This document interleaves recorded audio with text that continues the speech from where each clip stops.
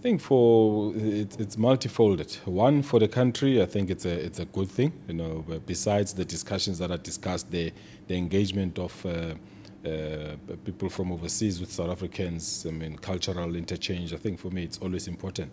And the country and the city has shown that we know how to welcome and let people feel safe and at home.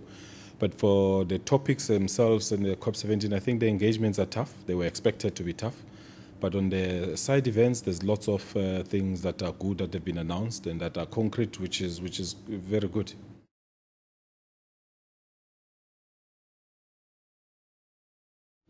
You know, we've got a chairman and MD who doesn't sleep.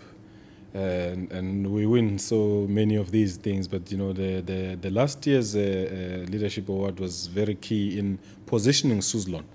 Not as a company that is owned by an individual, if I may say so, but as a company that can compete with the bigger boys that are out there. But it also showed that Suzlon is not only interested in rolling out the equipment that we have, but we also are very innovative. On a daily basis, we question ourselves on things that you may wake up not thinking that you'll be asked to think about. So the leadership continues to grow because we are very, very innovative. And the award was for last year, but it's going to last with us forever.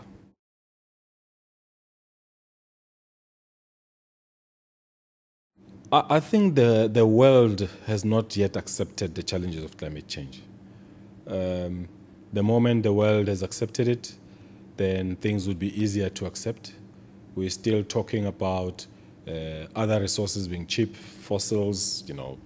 But, you know, I keep asking people, yes, go mine out all the fossils. Have you got the machines to burn them? No. For Africa in particular, Africa is still dark, and Africa needs to be lit. So alternative and renewables are a solution that will be very, very sustainable. The whole of Africa is surrounded by the sea. So there's so much offshore that we can do as well that can light up this continent, which is so beautiful. The moment, you know, all those challenges are put aside, things will flow as normal. At the moment, I think tough decisions still needs to be taken. The boardrooms must think as business unusual, and then things would then happen. But it is challenging to talk to people who still don't understand fully or have not yet accepted the issue of climate change. And I still believe that if the whole world can take all its subsidies on climate and renewables and put them into Africa, and Africa will be able to light itself from those subsidies. Because even if Europe can spend all the subsidies, if Africa can start burning all the fossil fuels, then we can't talk of climate change. You know? So the people must stop thinking of their countries and they must start thinking of the world.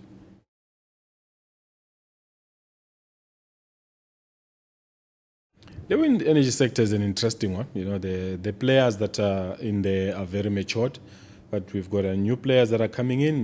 But I'm sure, you know, it's a matter of time they'll be matured as well.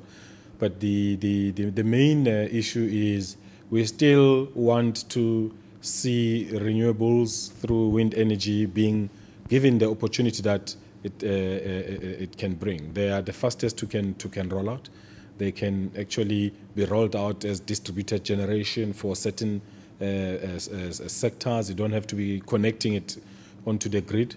At the moment, you know, everyone is gone, have to go grid connection, but there's nothing stopping us doing what I call willing buyer, willing seller, and ensure that we take advantage of the wind that we have. So I think the sector itself, you know, in other countries, the emerging countries like India, it has matured. For Africa, I think it's a good beginning. From the COP17, a lot of African states are getting more interested in wind in particular. And I think, you know, it's a matter of time. We're going to beat that maturity curve very soon.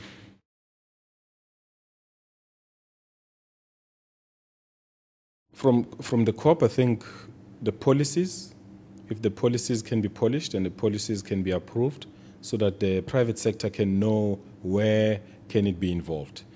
Private sector has already said they are ready to be involved, but, you know, policies, especially in emerging markets, have to be finalized and get done with. Regulations has to be done so that, you know, everybody plays a game that they know, where the referee is, how many linesmen are there, how many goalkeepers. Otherwise, I think, you know, we're getting there. The way talks are going, I believe that we are going to get more policies coming out of the emerging markets, and we're going to see renewables being given the opportunity they deserve.